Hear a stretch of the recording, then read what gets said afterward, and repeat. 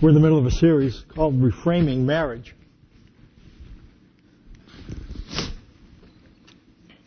And we're dealing this morning with a question, what makes marriage fail? Next week we'll talk about what makes marriage work. So we're going to isolate problems today. We're not going to deal with solutions until next week. What makes marriage fail? Not a tough question to answer. What makes marriage fail? Frustrated desires. Because of frustrated desires, because every couple deals with frustrated desires. He's not getting what he wants. She's not getting what she wants. Because every couple deals with frustrated desires, holy wedlock can soon become unholy deadlock. This is a problem that every married couple has to deal with at some level. It seems that frustrated desires are sewn into the very fabric of marriage. So if you're dealing with them, it's not that you've necessarily done something wrong. It seems, again, something that is hardwired into marital relationships. Look what it says in Genesis chapter 3, verses 16 to 19. To the woman, God said, I will greatly increase your pains in childbearing. With pain, you will give birth to children. Your desire will be for your husband, and he will rule over you. To Adam he said, because you listened to your wife and ate from the tree about which I commanded you, you must not eat of it. Cursed is the ground because of you. Through painful toil, you will eat of it all the days of your life. We looked at last week a couple things that seem to be woven into the fabric, sewn into the fabric of marriage. Painful labor. Either if you're bringing life forth from the womb or bringing life from the ground, both will be attended by physical and emotional pain. When it talks about painful labor, we associate that with physical pain, but really the word that's translated painful labor, it speaks of physical pain, but more emotional, psychic pain. Not really physical pain, but it includes physical pain. More psychic pain, emotional pain, worry, anxiety. Those are the things that it's describing. And though as she brings forth children, brings them into the world, it's not just the act of bearing children, pushing the child through the birth canal. It's not just the pain associated with that. It's the pain associated with raising the child. The worry associated with wondering. And for him, producing stuff out of the ground will have the same type of impact. There's not only painful labor, there's conflicting desires. It seems like they want different things. He'll end up ruling over her, and her desire is for him. He wants to be on top. She wants to come alongside. And it's not that they can ignore the fact that there is an undeniable attraction. When God presented Eve to Adam, he said, this is bone of my bone. There was a compliment. He understood that there was a missing piece here. But yet, even though that was true, there was enough connection to whet their appetite. There was, an undeniable pull. But there wasn't enough to satisfy their appetite. Conflicting desires seems to ensure that there will be frustrated desires. Again, if we want different things at some level, you're not going to get what you want. Because if you want something that I don't want you to have, and if I want something you don't necessarily want to have, one of us is going to come up short. And it seems that in marriage, that's the deal. We, at some level, want different things. And because that's true, neither one is going to get whatever they want. Neither one is going to be fully satisfied. They're going to be frustrated. And frustrated desires, chronic frustration produces infected desires. Infected desires, look what it says in James chapter 4.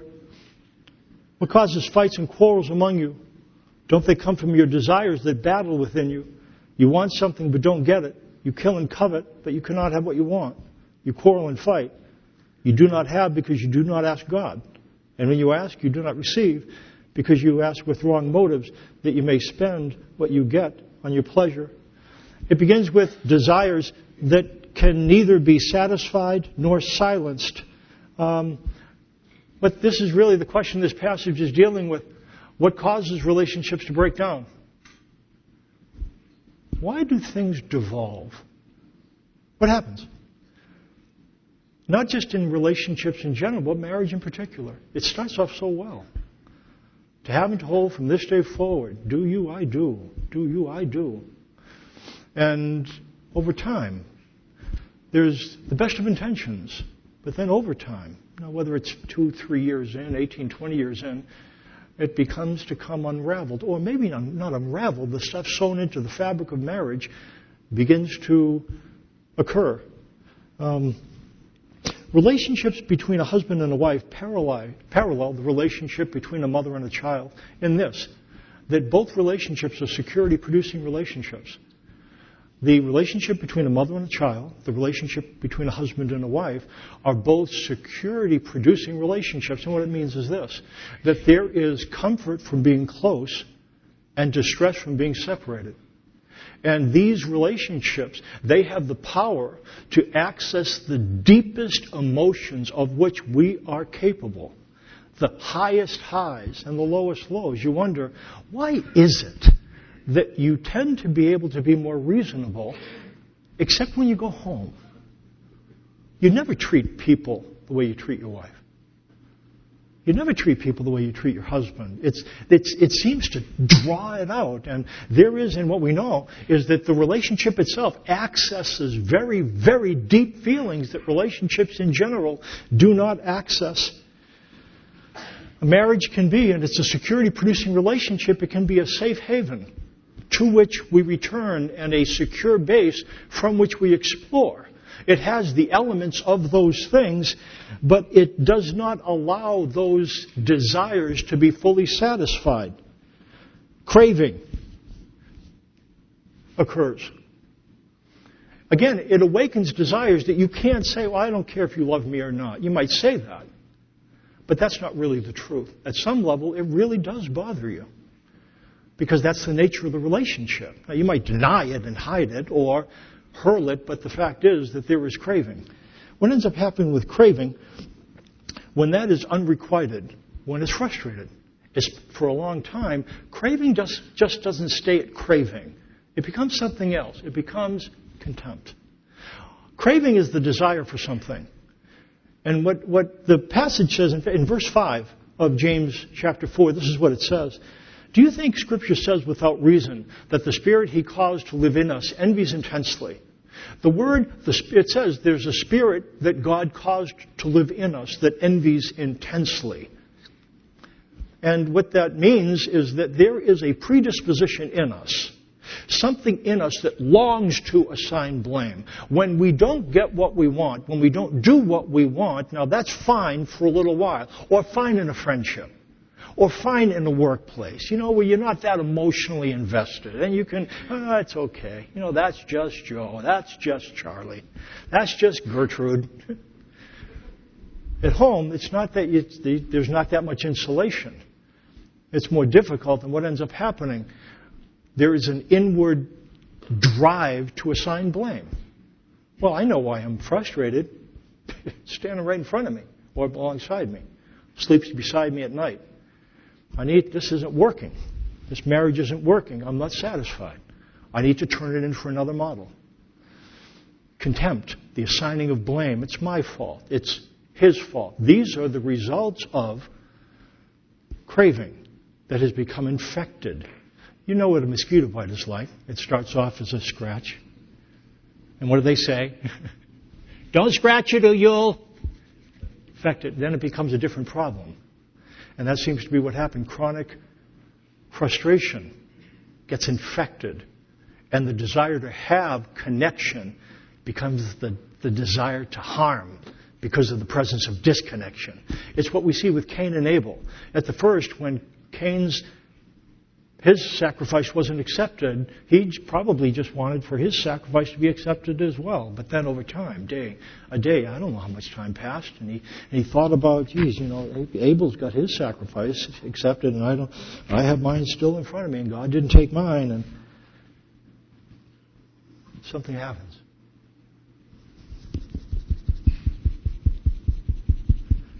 What was frustration now becomes infected, desire to hurt. Different ways we hurt people. We can hurt people passively. Pull back. I don't care what you say. Some of us we don't vent our anger. We turn into ice. Some of us we heat up. But whether it's heat or ice, craving becomes contempt, and contempt spills over and boils over into conflict. Craving, contempt, and conflict. The problem begins with frustrated desires. Desires that a marriage cannot satisfy, silence, or submerge. Neither of the three. JC, come on up. We're going to talk next week about soothing these desires that can't be satisfied fully, can't be silenced fully, can't be submerged fully. We're going to talk about soothing desires. But what we're going to end up landing on is it's not possible to eliminate the frustration because it's come on, Vijay. It's not possible to eliminate it. It is possible to reduce it to a manageable, tolerable level. But we'll talk about that next week. JC is going to talk more practically about frustrated desires.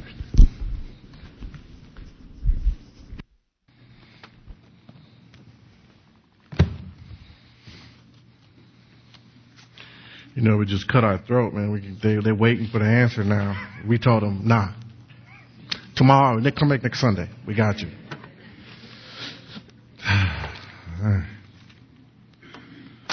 So my job is to think about this practically. And I was looking at, you know, this craving, contempt, conflict is what breaks relationships down. And I was trying to think about what are some of the filters that are embedded not only in our in the way we do relationships, but that are embedded in the culture, embedded in our upper plains, hardworking culture.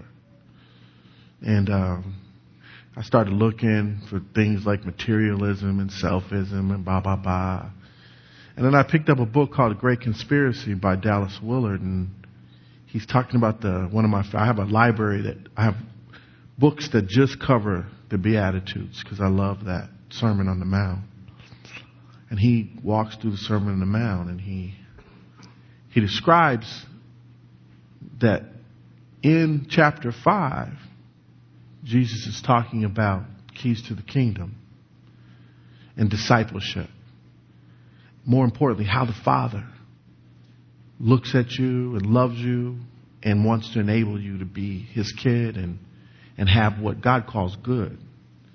And in chapter 6, which I didn't even think of, he identifies 3 seeds that choke that. But they're seeds that are embedded in who we are. They're seeds that people develop philosophies about, that are embedded in who we are as human beings in this culture, that internally pull against bliss, pull against the romance, pull against happy, pull against those things that we want. So let's take a look at those. But first I want you to think about this. Mike's talking about craving, contempt, and conflict in the context of needs. So when you think about needs, I could create a whole, I went to some just secular psychology to say, okay, what's the contemporary thinking about what we need? And I saw 6 and 10 and 15 and 3 and different needs. I like this list by Chloe Medanis. She says she wrote a book called Breakthrough Relationships. Now what she's promising is that you can have a relationship with no hassles. So you already know how I feel about that book. But she's a phenomenal family therapist, so I'm interested more in kind of her strategies and how she helps people at least face and deal with conflict. But she says in her perspective is human need psychology is this new frame. And she's saying that there are 6 needs. Comfort. Now I want you to think about yourselves now, because you know me, I'm going to pick on you a little bit. So I'm putting this list up here because I want you to think about your top 2 needs. Comfort, which is certainty. Okay? Comfort is certainty. It's the ability that things are predictable. They come the same way. They don't change. Second need is variety. It's the opposite of comfort. It's I kind of love the challenge of something new. The third need is significance. I need to know that I'm important. I need to know that I have an impact. I need to know that I matter to you. Fourth need is connection. That's love. I need to be cherished. I need to feel connected. There needs to be a degree, whatever that is. According to, the driver up here, he don't want too much intimacy, just enough. But everybody has a different degree of connection that they need. Believe it or not, everybody needs to feel like they're growing or moving or improving. Some of us are competitive, and I need to grow in comparison to Mike. And some of us aren't competitive, but we need to grow. And so I look over my shoulder at me in the mirror and say, am I better than I was yesterday?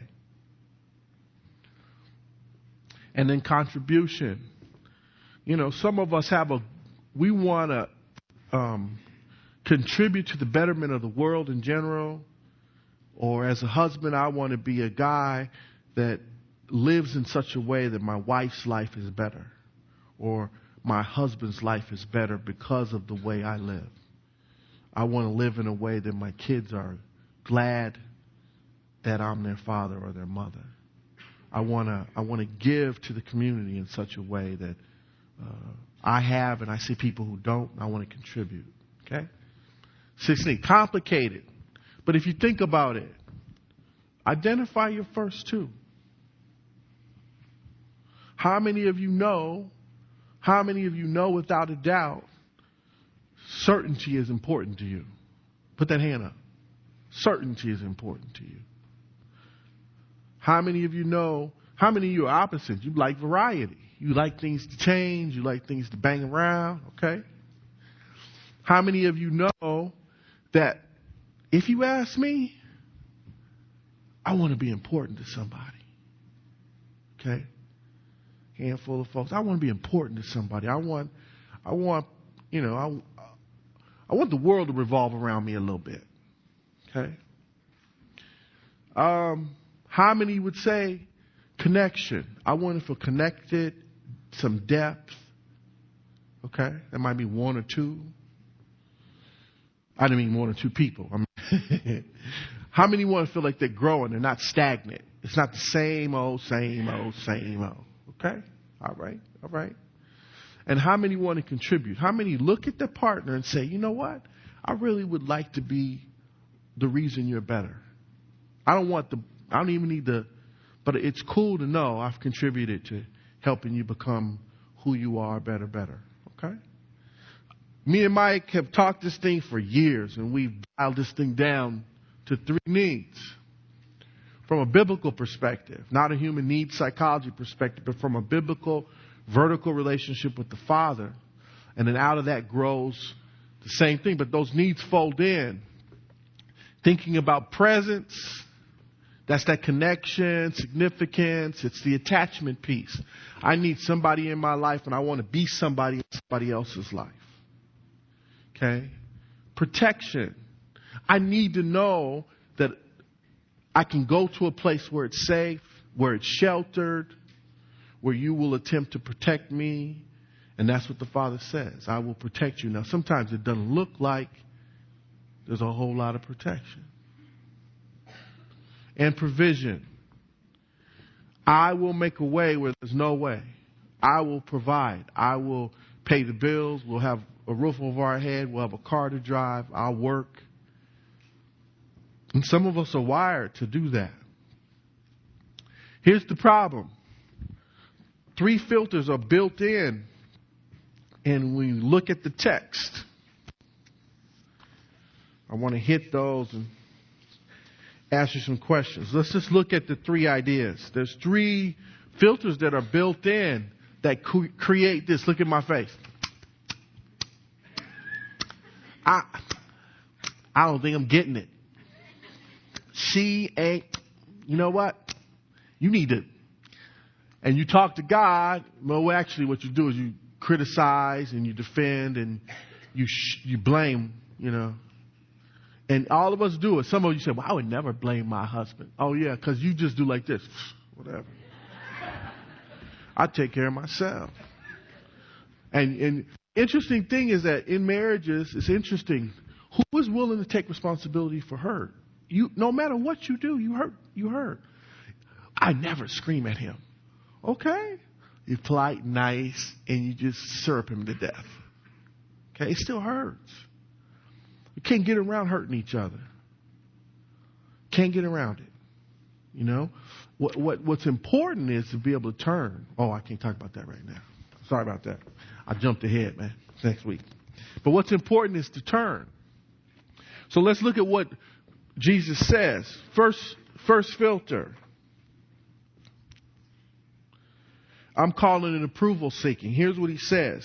Be careful not to practice your righteousness in front of others to be seen by them. If you do, you have no reward from the Father in heaven. Okay, and that sounds crass and stark. But pay attention to the first line. Be careful not to practice your righteousness.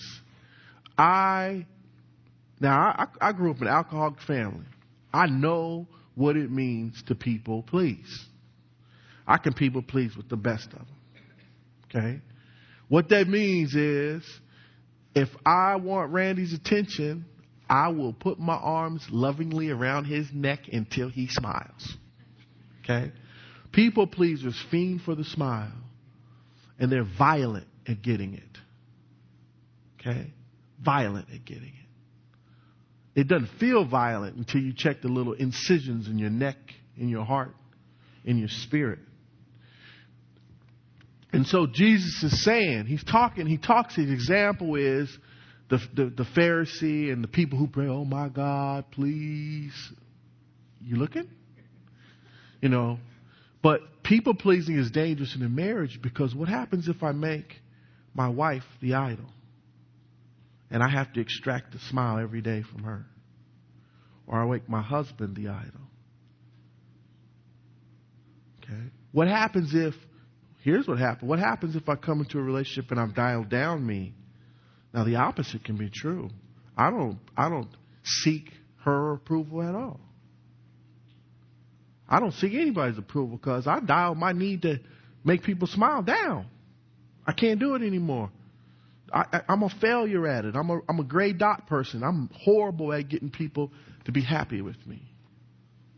Okay? It's the opposite of people pleasing. Same thing. Okay?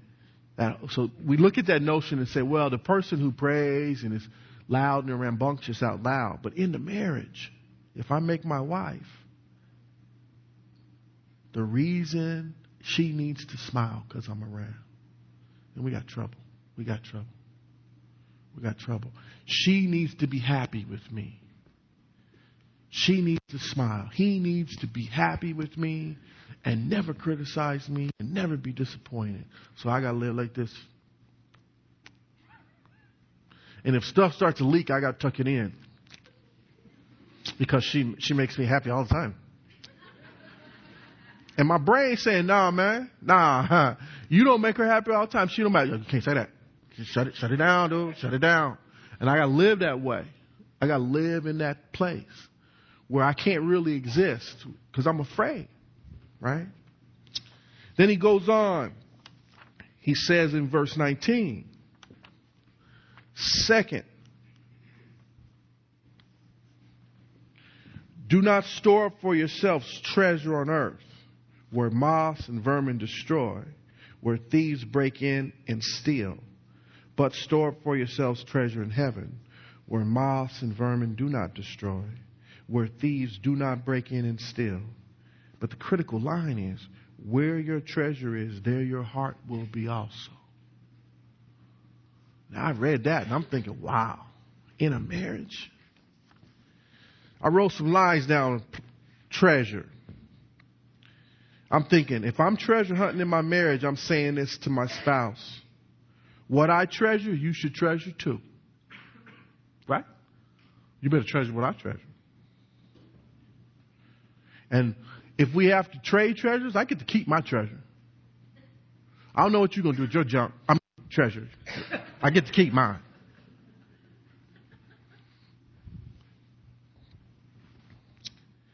And thirdly, you should be willing to protect my treasure. Now, that problem, treasure is those needs: presence, protection, provision, certainty, variety, significance, growth, contribution, time, hobbies. But where my treasure is, there my heart is also. He goes on to say, you can't serve two masters. So where my heart is where my heart and love is, and where my heart ain't, you're going to get hated. Okay? And if you threaten my treasure, oh really? Oh really? I can't watch football today. Oh really? Really? Watch this. And she gonna get heat or he gonna get heat.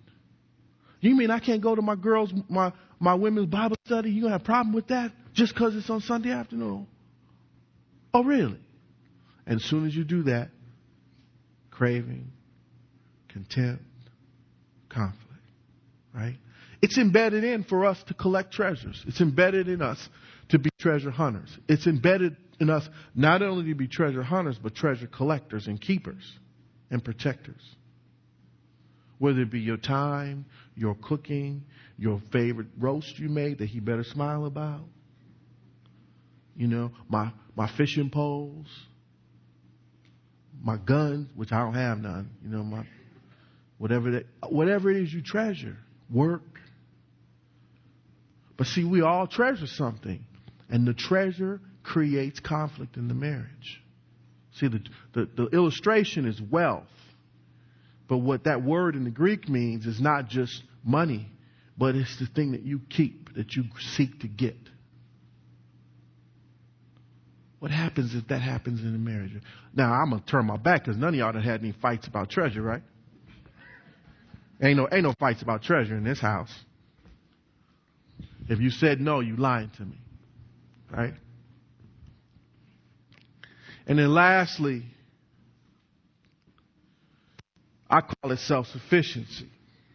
Because this is a crazy text. Jesus says something he normally doesn't do.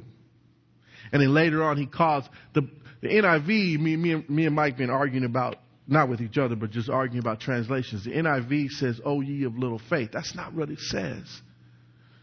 The Greek translation, the way the Hebrews heard it was, "O little faith ones." You see the difference? "O ye of little faith." "O little faith ones." It's a totally different. It wasn't a child. It was a kid. It was that kind of thing. You my faith kid, but wow, you got ways to go. It wasn't you little punk. You got no faith. You don't trust. So here's what he says. "Therefore I tell you, do not worry about your life, what you eat, what you drink, about your body, or what you will wear." Now, the interesting thing about that, I'm not a Greek guy, but I remember talking to my friend Doug Anderson. First time I was going to try to preach this, I remember talking with Mike. In the Greek, there's a thing called an imperative. And that's when sometimes God says, you got to listen to me on this one. If you worry, it's going to bring problems. So I'm saying to you, it would be smart if you don't worry. Like a drill sergeant says, step to your left, to your right. He's saying, don't worry. And it's not given, that's a soft suggestion. I would suggest you not worry. That's not what he's doing. He's saying, dude, worry is dangerous. Don't do it if you can. See, the problem is we're wired for self-sufficiency and self-protection.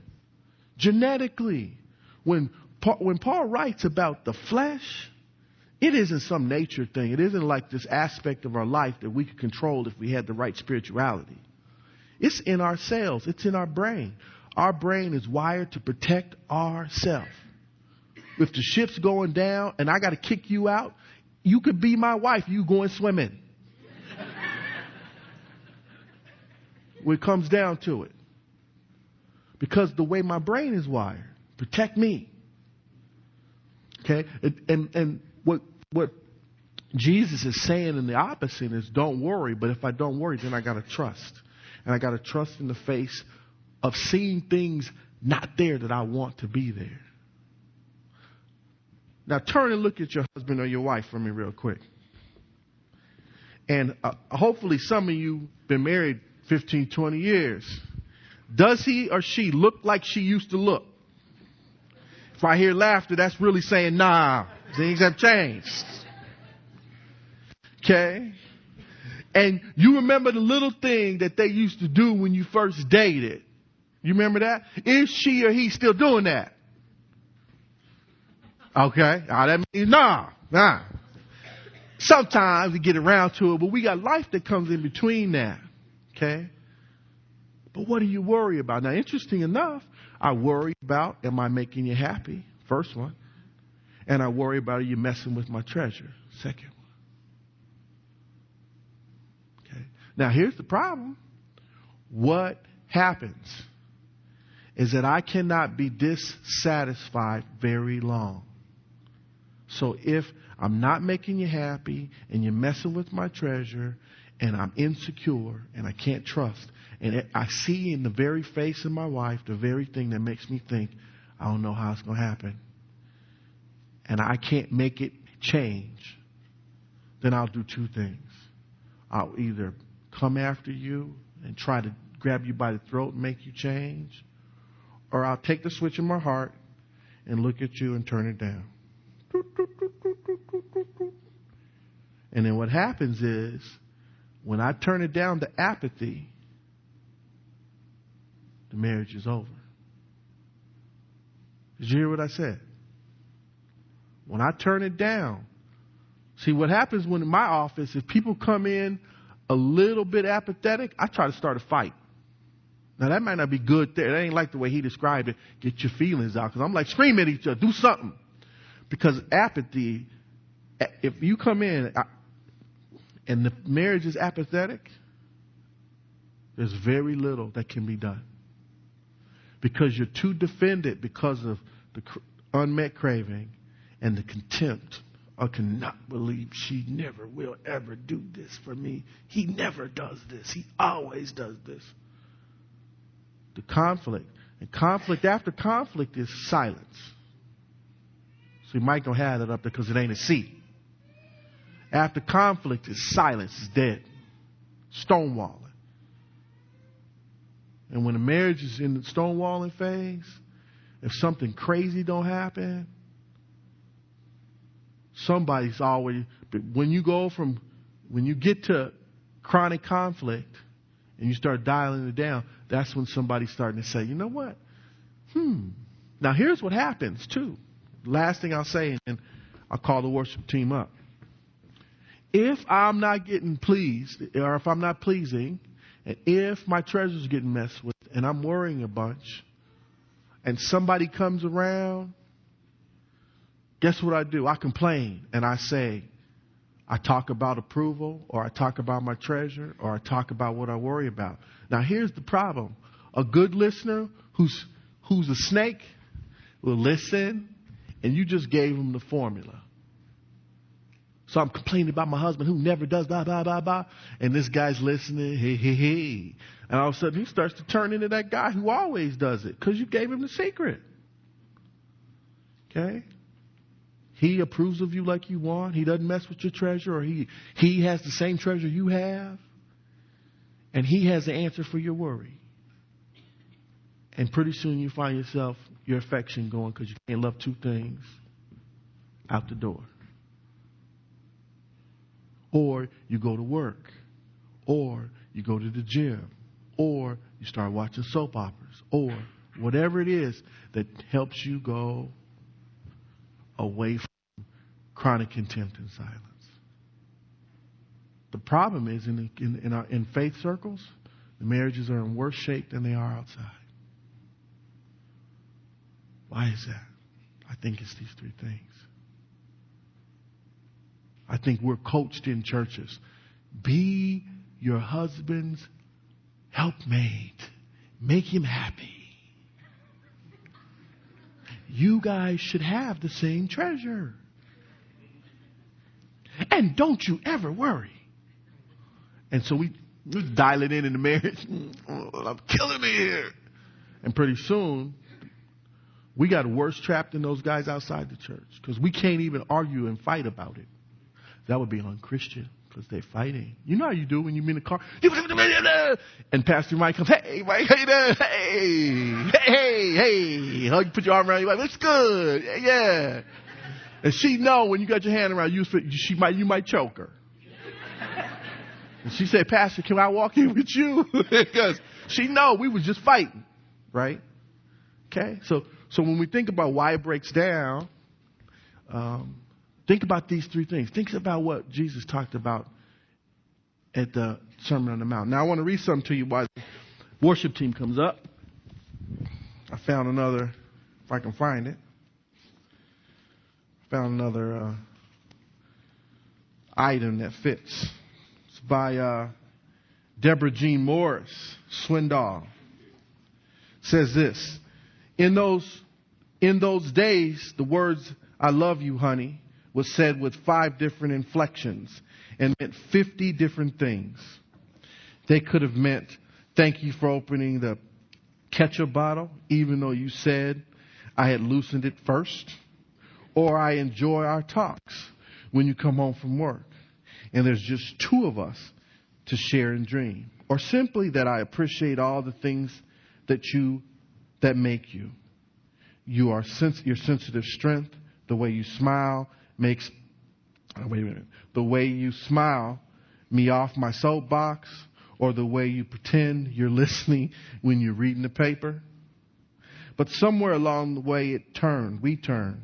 And instead of floating with the current, we now struggle against it. It wasn't one action or one word, but a series of little unresolved spats and quarrels that now make the TV the solution to the problems of a hard day and silences us when we should say thank you or you really look nice today. Today, I no longer tell you that I love you, because the sounds of those words mock the special meaning that they carried when we first wed. And it's too painful to remember that those feelings were said when we were never loose, wear by tear by tear, and left in the past. So marriage is tough. It's hard. But I'm in it. I hope you are. Worship team.